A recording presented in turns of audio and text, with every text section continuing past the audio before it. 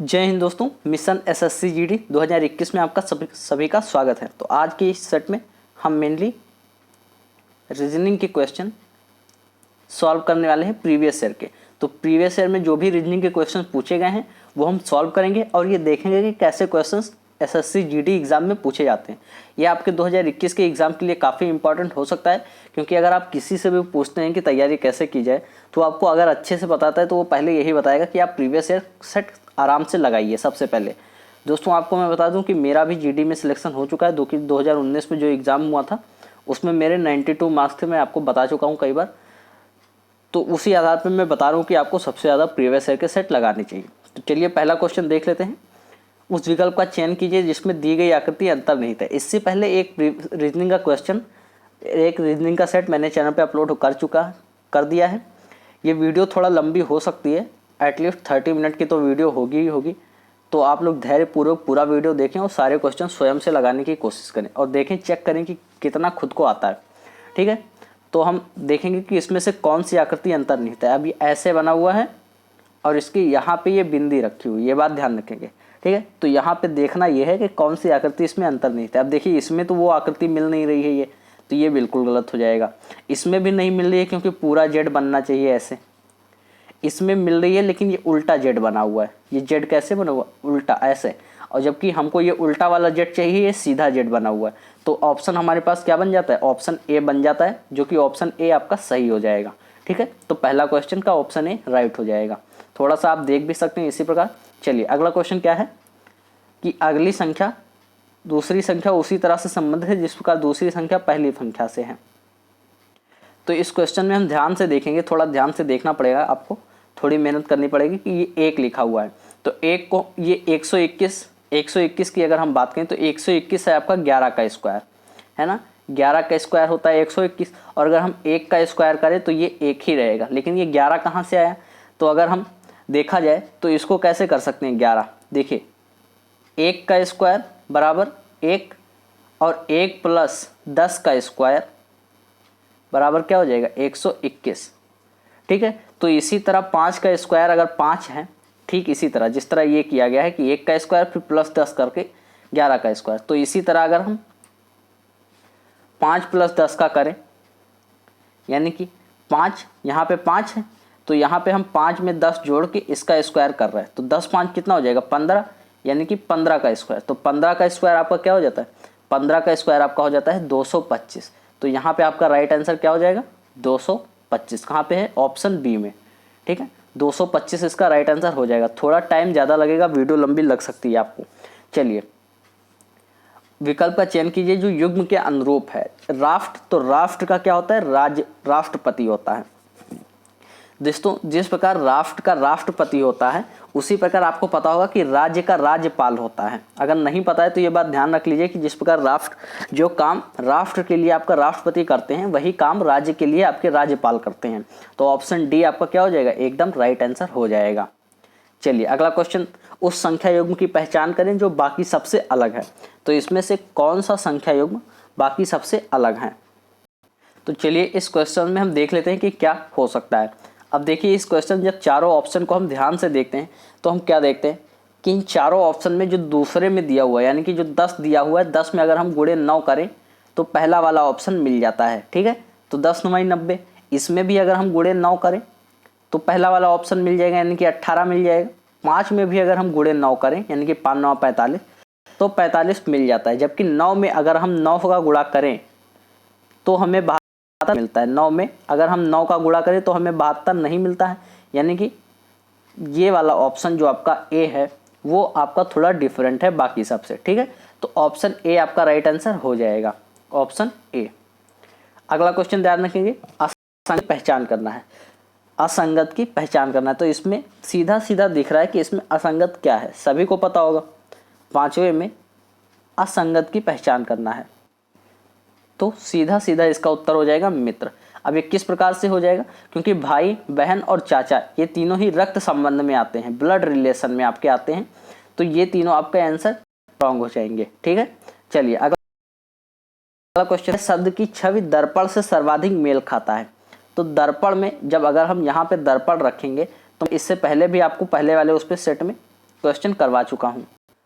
दर्पण वाले क्वेश्चंस में बहुत ज़्यादा ध्यान देने की ज़रूरत होती है, इसलिए जब हम यहाँ पे दर्पण रखेंगे तो ध्यान से देखिएगा, जो सबसे लास्ट में लिखा हुआ है वो शब्द सबसे पहले आएगा, यानी कि आपका यन सबसे पहले आएगा। और यन को दर्पण में किस तरह लिखा जाता है, ये इसके यन को अगर दर्पण में करेंगे तो यन को दर्पण में लिखा जाता है आपका इस तरह से। थोड़ा ध्यान से देख लेंगे, यन को अगर हम दर्पण में लिखेंगे तो वो इस तरह से आएगा आपका कुछ, ठीक है। तो ध्यान रखेंगे तो इस तरह से, तो इस तरह से यन केवल एक ही डी में मिल रहा है आपका। कहाँ पे मिल रहा है, केवल ऑप्शन डी में आपका एक ही तरह का यन मिल रहा है। तो बिल्कुल आगे कोई मेहनत करने की जरूरत नहीं, ऑप्शन डी पे टिक कर देना है, ठीक है। चलिए अगला क्वेश्चन देख लेते हैं। श्रृंखला में आने वाले अगले संयोजन का चयन करना है, ठीक है। तो अगला संयोजन इसमें से कौन सा आएगा। अब देखिए x था, फिर x के बाद 0 बना, फिर दोबारा x है, फिर दोबारा x के बाद 0 बना, तब एक ही x, फिर x के बाद 0, फिर 2x, तो 2x के बाद 0 बन गया।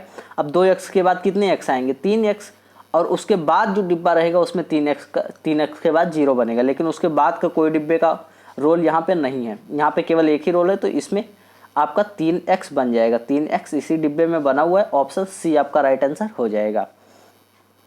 अगला क्वेश्चन है, किन दो चिन्हों को आपस में बदलना होगा। दिए गए समीकरण को सही बनाने के लिए किन दो चिन्हों को आपस में बदलना होगा। तो इसमें हम इस तरह के क्वेश्चंस में क्या करते हैं, इस तरह के क्वेश्चन में मेनली हम क्या करते हैं कि जो ऑप्शन दिए हुए हैं उसी के हिसाब से बदल के देख लेते हैं, यानी कि प्लस और गुणे को आपस में बदल दें। तो ये क्या हो जाएगा, 5 + 5, यहाँ आपका लग जाएगा गुणा और यहाँ आपका लग जाएगा प्लस। तो 25, 25 में 5 जुड़ेगा तो 30, और 30 में से 1 चला जाएगा तो 29। तो ए वाला आपका रॉन्ग आंसर हो गया, यानी कि ए सही नहीं है। अब हम भाग और माइनस को आपस में बदल के देखते हैं, भाग और माइनस को, ठीक है। तो यहाँ पे आपका लग जाएगा भाग और यहाँ पे आपका हो जाएगा माइनस, तो ये 1 हो जाएगा।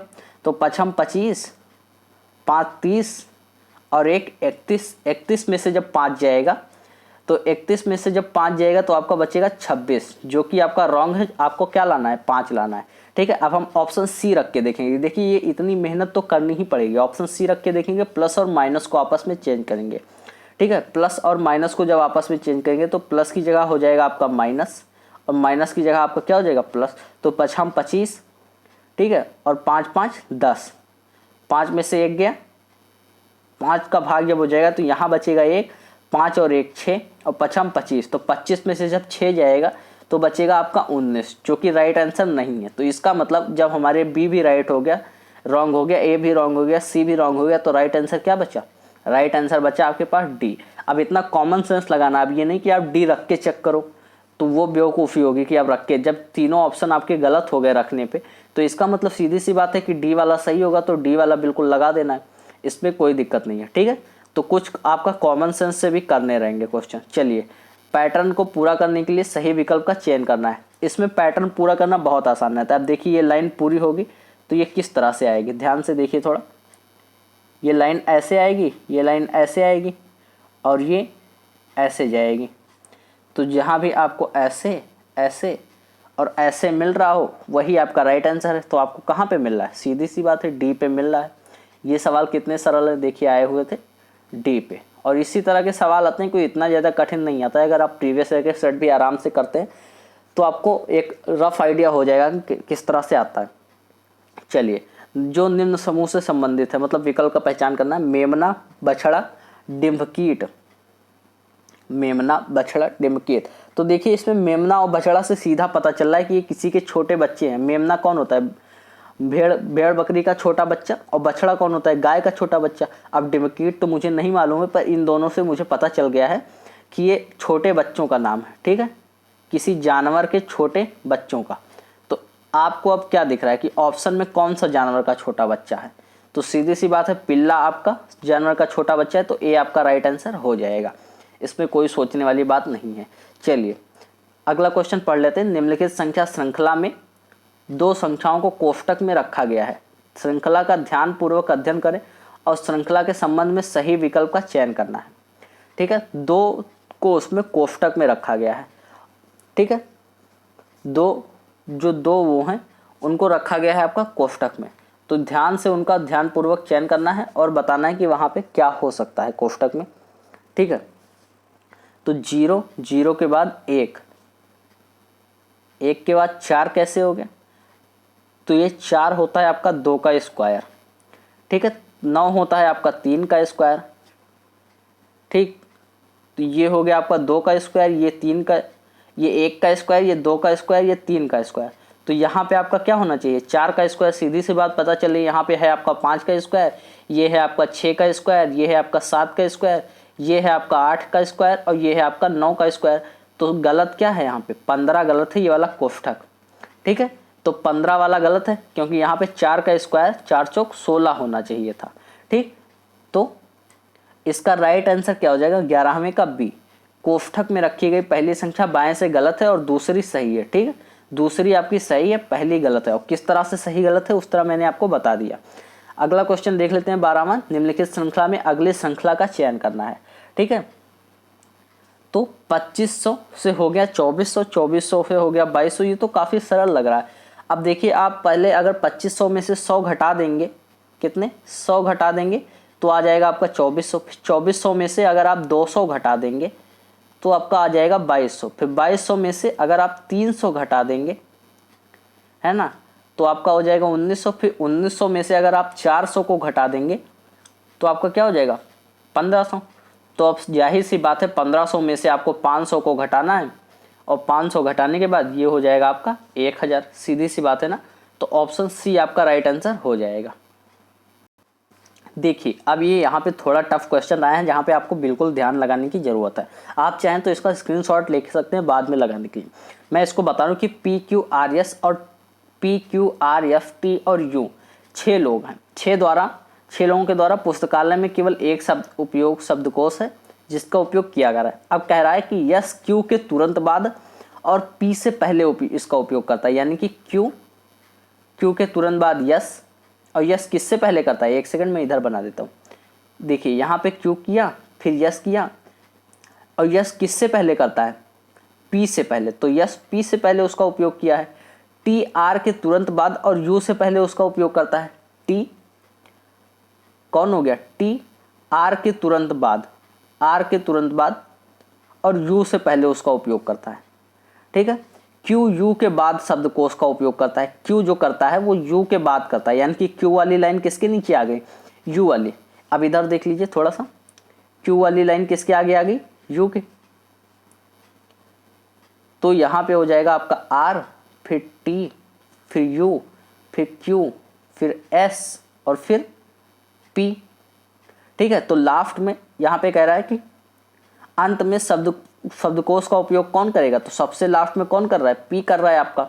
आई होप कि आपको समझ में आया होगा, P कर रहा है। अगर नहीं समझ में आया तो आप वीडियो रिमाइंड करके देख सकते हैं, यानी कि पीछे करके देख सकते हैं। चलिए अगला क्वेश्चन है। ये क्वेश्चन थोड़े कठिन रहते हैं और इनको समझने के लिए थोड़ा दिमाग चाहिए होता है, एक्स्ट्रा दिमाग आपको खर्च करना पड़ता है।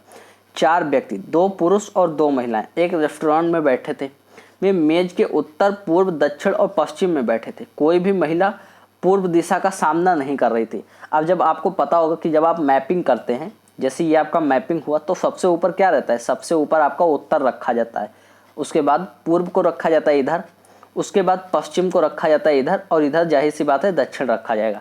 तो इसी हिसाब से हम मैपिंग करेंगे। पूरी रीजनिंग में मैपिंग जहाँ भी करना होगा हमको, वो हम इसी हिसाब से करेंगे। आप चाहे तो इसको याद कर सकते हैं या चाहे तो स्क्रीनशॉट ले सकते हैं, याद कर लीजिए अगर ये नहीं पता है तो, ठीक है। तो इस हिसाब से जैसे अगर हम एक मेज बनाते हैं, ठीक, ये हो गई आपका मेज, ये मेज बनी हुई है, ये इसमें लिखा हुआ नहीं है, ये मेज बनी हुई है, ठीक है। तो ये मेज बन रही है। अब कह रहा है कि कोई भी महिला पूर्व दिशा का सामना नहीं कर रही है, ठीक है। तो पूर्व दिशा का सामना नहीं कर रही है कोई भी महिला। एक दूसरे के सामने बैठे व्यक्ति एक ही लिंग के नहीं थे, ठीक, यानी कि अगर यहाँ महिला बैठी है आपकी फीमेल, तो यहाँ कौन बैठा है आपका मेल।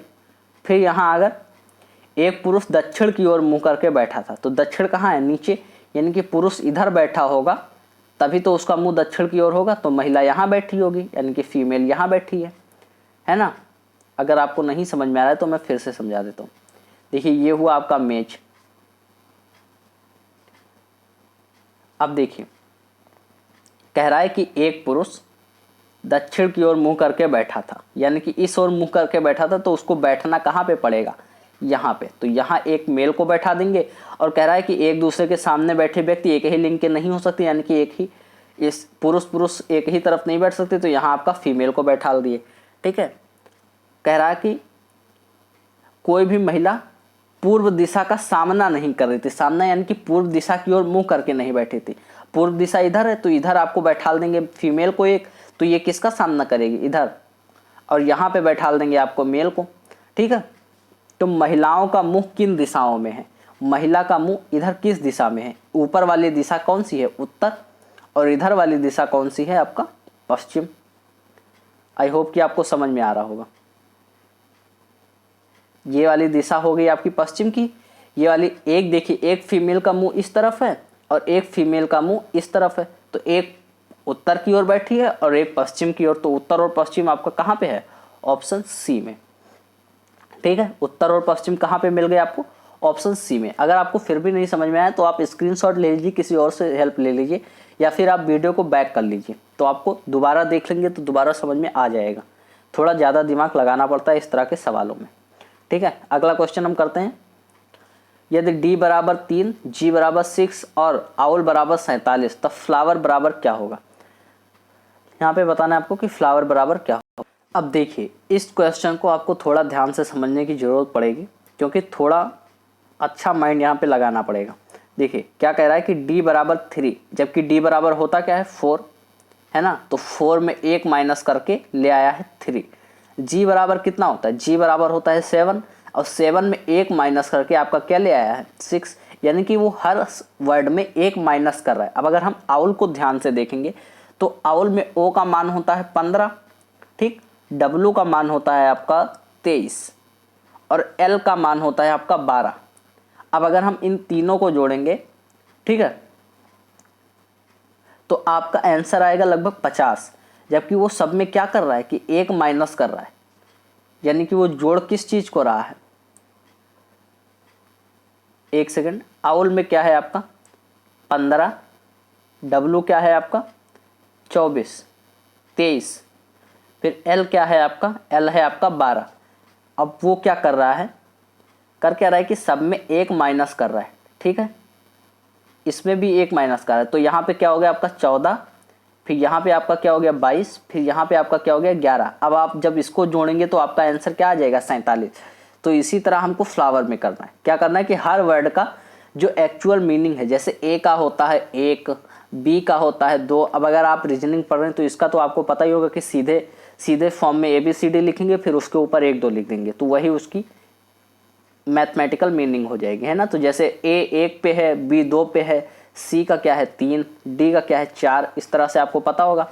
ठीक है, तो एफ का क्या है आपका, एफ का हो जाएगा आपका 6, ठीक 6। तो हम क्या करेंगे 6 माइनस 1, ठीक, ध्यान से, एफ का क्या हो जाएगा आपका 6, तो हम क्या कर देंगे 6 माइनस 1, ठीक। फिर एल का क्या हो जाएगा, एल का 12, तो 12 माइनस 1, जो जिसका एक्चुअल मीनिंग होगा उसमें से 1 घटा देंगे। ओ का क्या हो जाएगा, ओ का हो जाएगा आपका 15, तो ये 15 माइनस 1, हम डायरेक्ट घटा के लिख रहे हैं, आप लोग थोड़ा ध्यान से देख लीजिए। ठीक है, डायरेक्ट घटा के लिखे दे रहे हैं। देखिए एफ का होता है आपका 6, फ्लावर में एफ की रियल मीनिंग होती है 6, और 6 में से जब हम 1 घटाएंगे तो वो हो जाएगी 5। ठीक है, अब एल की रियल मीनिंग होती है 12, तो 12 में से जब हम 1 घटाएंगे तो हो जाएगी 11। ठीक, ओ की रियल मैथमेटिकल मीनिंग होती है 15, तो 15 में से जब हम 1 घटाएंगे तो वो हो जाएगी 14। ठीक है, डब्ल्यू की जो हमारी रियल मीनिंग होती है वो होती है 23, और 23 में से जब हम 1 घटाएंगे तो हो जाएगी 22, यानी कि 22।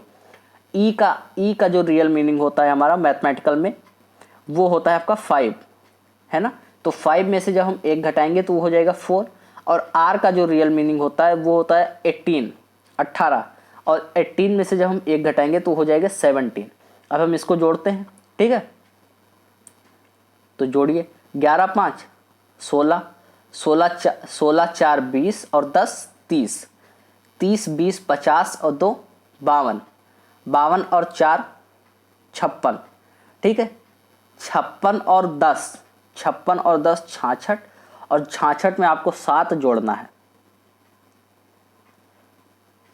तो आपका क्या हो जाएगा, 66 में जब आप 7 जोड़ेंगे तो 6 7 6 13 के 3 हासिल है 1, 6 और 1 7। तो आपका रियल आंसर क्या आ जाएगा, 73। अगर आपको अभी भी नहीं समझ में आया तो जैसा कि मैं हर क्वेश्चन में कहता हूँ, आप थोड़ा सा रिवाइंड करिए, बैक कीजिए, वीडियो को पूरा देख लीजिए, क्योंकि काफ़ी इंपॉर्टेंट है आपके लिए ये। चलिए अगला क्वेश्चन देख लेते हैं कि कुछ निष्कर्ष और कथन का अनुसरण करते हैं, यानी कि ये सिलोजिज्म का चैप्टर है, सिलोजिज्म का वो है। तो चलिए देख लेते हैं। कह रहा है कि कुछ जानवर पक्षियां हैं, ठीक। तो पहले हम जानवर और पक्षियां बनाएंगे। चलिए किस तरह बनाएं, जैसे चलिए यहाँ पे देख लीजिए आप, इसको मैं थोड़ा ऊपर किए दे रहा हूँ, ठीक। तो अब आपको दिख रहा होगा कुछ जानवर पक्षियां हैं, ये हो गए आपके जानवर, मैं जे से बनाए दे रहा हूँ, और ये आपके हो गए कुछ पक्षियां यानी कि बर्ड्स, ठीक है। कह रहा है कि गाय एक जानवर है, तो गाय जब जानवर है तो वो जानवर के अंदर आएगी, है ना। काऊ वाला सेक्शन किस में बनेगा, जानवर वाले के अंदर। मैं फिर से बता रहा हूँ, ये देखिए कुछ जानवर पक्षियां हैं, ये क्या है आपके एनिमल्स, और ये क्या है आपकी बर्ड्स। अब कह रहा है कि गाय एक जानवर है ना। तो गाय किस में आएगी, जानवर यानी कि एनिमल्स वाले में, ये हो गई आपकी काऊ।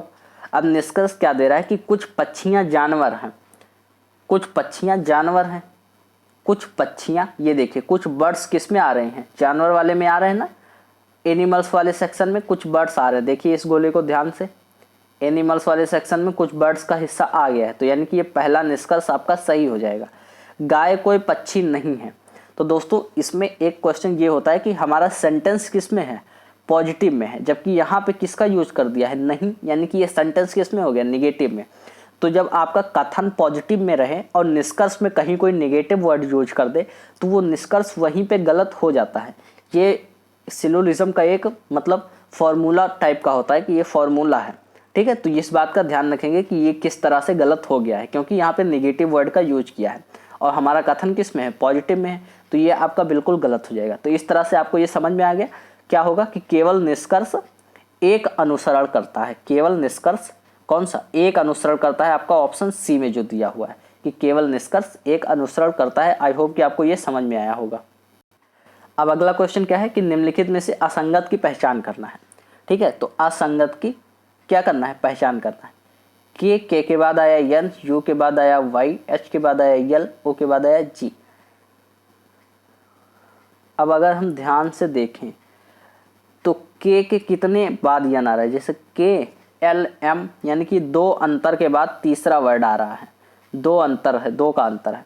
यू के बाद वाई कितने, एफ टी यू, वी और डब्लू, वी डब्लू एक्स, यहाँ पे 3 का अंतर कर दिया है, ठीक है। फिर एच के बाद यल कितने पे आ रहा है, एच आई जे के, आई जे के, आई जे के, हाँ यहाँ पे 3 का अंतर है। फिर चौथे पे यल है। ओ के बाद जी कितने पे आ रहा है, ध्यान से देखें, P Q R M N O, ये सी लिखा हुआ है दोस्तों, ठीक है, ध्यान देंगे, ये सी लिखा हुआ है, फिर जी लिखा हुआ है। तो सी के बाद जी कितने के अंतर पे आ रहा है, ये भी 4 के अंतर पे आ रहा है, ठीक है। ये सी लिखा हुआ है, ध्यान से देख लेंगे, शायद सी ही लिखा हुआ है, हाँ, क्योंकि ओ और जी का कोई वो नहीं होता। ये कितने के अंतर पे आ रहा है, ये भी 3 के अंतर पे आ रहा है, चौथे पे आ रहा है, मतलब कि ये कितने के अंतर पे आ रहा है, 3 के। तो ये बाकी सारे 3 छोड़ के आ रहे हैं, और जबकि पहला क्या आ रहा है, 2 छोड़ के आ रहा है, तो पहला आपका क्या हो जाएगा, राइट आंसर हो जाएगा, ठीक है। समझ में आ गया, पहला क्या आ रहा है कि 2 छोड़ के आ रहा है तीसरा, और बाकी के सारे क्या आ रहे हैं, 3 छोड़ के आ रहे हैं चौथा, ये सी लिखा हुआ है, ध्यान देंगे, ठीक है। बाकी सारे 3 छोड़ के आ रहे हैं, 3 का गैप है, चौथे को लिखा गया है, ठीक। और इसमें क्या है, 2 का गैप है और तीसरे को लिखा गया है। तो इस तरह से ये आपका राइट आंसर हो जाएगा। चलिए फिर से कथन और निष्कर्ष वाले सवाल हैं, ठीक, लेकिन इसमें कथन और निष्कर्ष में वो नहीं बताने हैं आपको, ये सिलोजिज्म का चैप्टर नहीं है, ये दूसरे का है, ठीक है। तो इसको हम ध्यान से पढ़ेंगे। कथन क्या है कि राष्ट्रीय मानदंड प्रति 1000 जनसंख्या पर 150 बिस्तर का है, लेकिन इस राज्य के अस्पतालों में प्रति 1000 पे 200 बिस्तर उपलब्ध हैं। तो इसका क्या निष्कर्ष निकलता है, कि राज्य का मानदंड उचित है, ऐसा तो बिल्कुल नहीं होगा। 150 पे 200 मतलब आधे बेड आपके खाली चले जा रहे हैं। देख लेंगे एक सेकंड। राज्य का मानदंड उचित है और राज्य की स्वास्थ्य प्रणाली इस संबंध में पर्याप्त देखभाल कर रही है। तो इन दोनों में से आपका निष्कर्ष क्या होगा? राज्य का मानदंड उचित नहीं है दोस्तों, क्योंकि 150 पे 200 बिस्तर यानी कि 50 बिस्तर आपके खाली चले जा रहे हैं। लेकिन राज्य ये 150 पे 200 बिस्तर कैसे उपलब्ध है? क्योंकि राज्य की स्वास्थ्य प्रणाली इस संबंध में पर्याप्त देखभाल कर रही है। तो आपका जो दूसरा वाला निष्कर्ष क्या है? निष्कर्ष दूसरा अनुसरण करता है ऑप्शन डी में, क्योंकि राज्य की जो सरकार प्रणाली है वो पर्याप्त देखभाल कर रही है, तभी तो 150 पे 200 बिस्तर उपलब्ध हो गया। तो इस तरह से इसका अनुसरण हमको करना रहता है। तो इस टाइप के क्वेश्चन भी आते हैं कथन में निष्कर्ष वाले। अगला क्वेश्चन क्या है? निम्नलिखित में से असंगत युग्म की पहचान करना है। तो 19वें का थोड़ा ध्यान से देखना पड़ेगा। जैसे सुखंडी रोग किससे संबंधित है? तो हड्डी से संबंधित, रतौंधी आंख से संबंधित है, पीलिया यकृत से संबंधित है, पर तपेदिक हृदय से संबंधित नहीं है।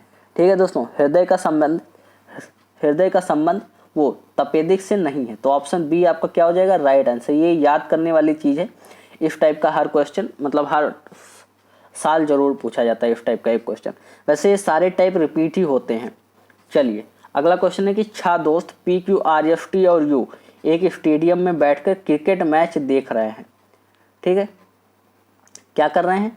क्रिकेट मैच देख रहे हैं। ठीक, अब कह रहा है कि P एक चरम छोर पर बैठा है, T P और U के बीच में बैठा है। तो देख लेंगे हम कि P एक चरम छोर पे बैठा है, यानी कि P या तो लास्ट में बैठा होगा, ठीक है, और या तो पहले बैठा होगा। एक चरम छोर पे बैठा है, T P और U के बीच में बैठा है। जैसे T कहाँ पे बैठा है? P और U के बीच में बैठा है। अगर P यहाँ पे बैठा है और U यहाँ पे बैठा है, ठीक है, तो T कहाँ पे बैठा है? यहाँ पे बैठा है, क्योंकि T P और U के बीच में बैठा है। R U के बिल्कुल बाएं और Q के बिल्कुल दाएं बैठा है। R कौन है? U के बिल्कुल बाएं यानी कि इस तरफ। तो यहाँ आपको बैठा देंगे R को। R U के बिल्कुल बाएं और Q के बिल्कुल दाएं बैठा है। तो Q के दाएं बैठा है यानी कि यहाँ पे एक को बैठा देंगे Q को। अभी भी एक आपका बच रहा है यहाँ पे जो बैठेगा।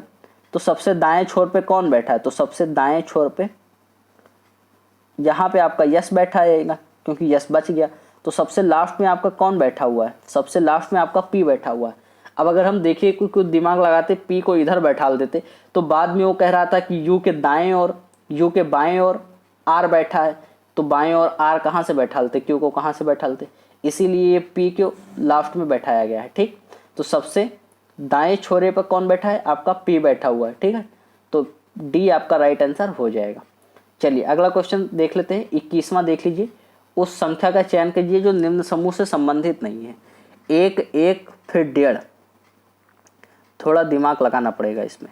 ठीक है, तो देखिए चलिए दिमाग लगाते हैं। क्या कर रहा है कि 1 1 फिर 1.5 फिर 1.5 क्या हो गया? 3, फिर 3 क्या हो गया? 7.5, फिर 7.5 से हो गया 22.5।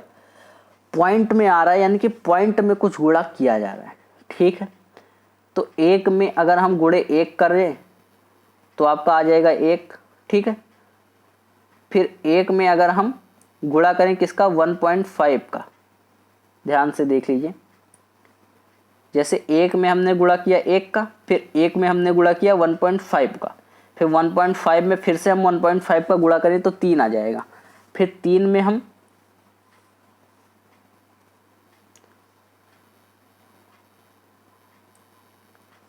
1 से 1 पहुंच गया तो 1 का गुणा किया है।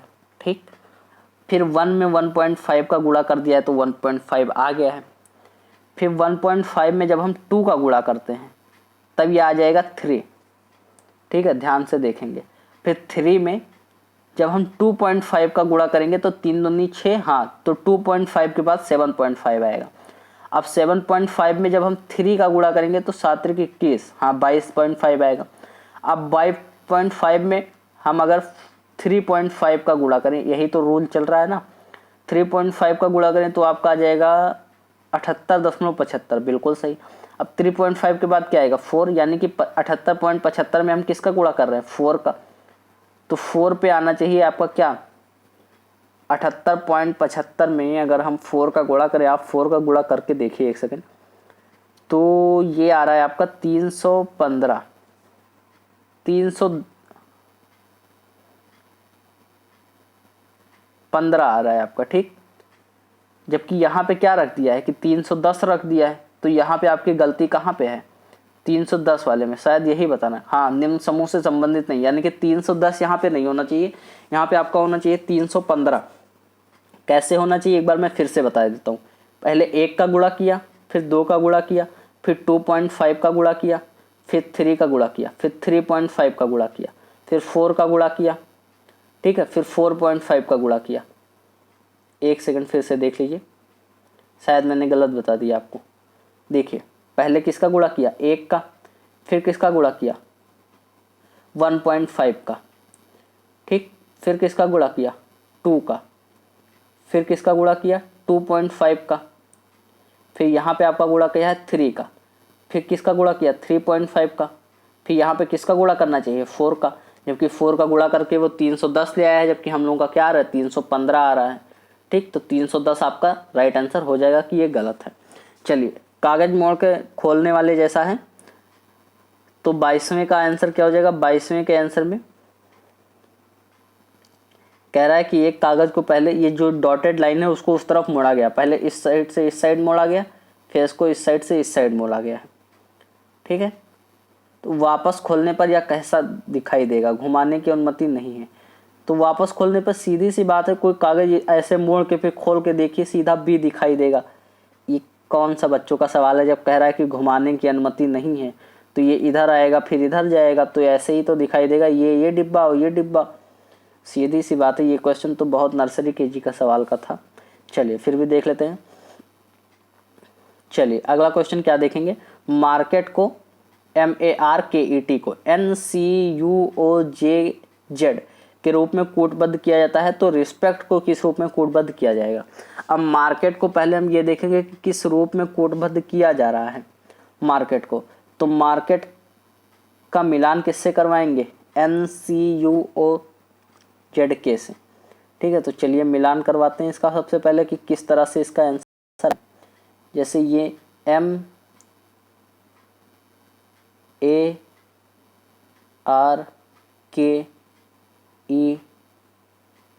ये मार्केट है, और यम का क्या हो गया है, यन, ए का क्या हो गया, सी, आर का क्या हो गया, यू, ठीक है, के का क्या हो गया, ओ, उसके बाद जे का क्या हो गया, ई का क्या हो गया, जे, और टी का क्या हो गया है, जेड।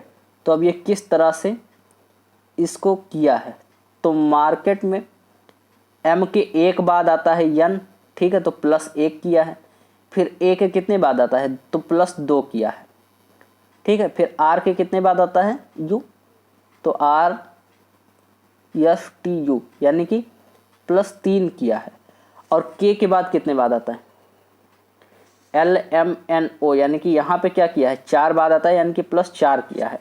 ई के कितने बाद जे आता है, तो ई के 5 बाद जे आता है।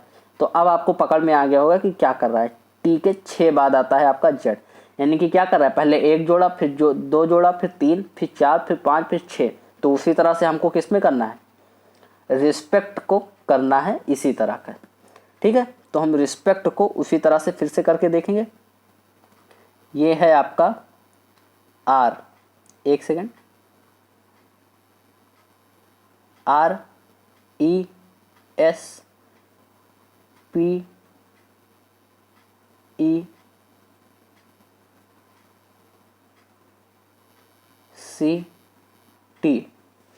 ठीक है। तो रिस्पेक्ट में आर में जब हम 1 जोड़ेंगे तो क्या हो जाएगा, यस। ई में जब हम 1 जोड़ेंगे तो क्या हो जाएगा, 2 जोड़ेंगे, ई में कितना जोड़ेंगे, 2, तो ये हो जाएगा आपका जी। यस में हम कितना जोड़ेंगे, 3, तो 3 जोड़ेंगे तब क्या हो जाएगा, वी। अब 3 जोड़ चुके, पी में हमको कितना जोड़ना है, 4, तो ये हो जाएगा टी। ई में हमको कितना जोड़ना है, 5, तो ये हो जाएगा जे। सी में हमको कितना जोड़ना है, 6, तो ये क्या हो जाएगा, आई। टी में हमको कितना जोड़ना है, 7, तो ये हो जाएगा आपका फिर से ए।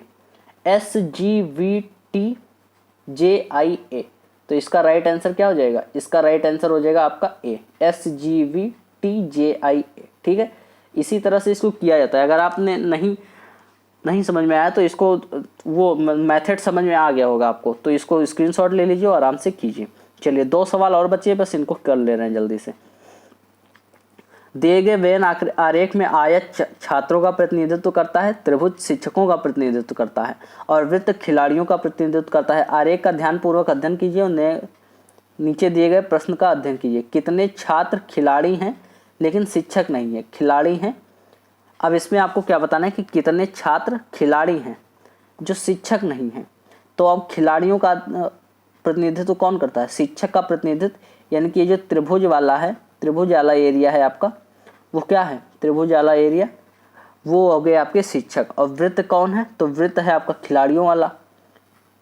तो कितने छात्र खिलाड़ी हैं लेकिन शिक्षक नहीं हैं?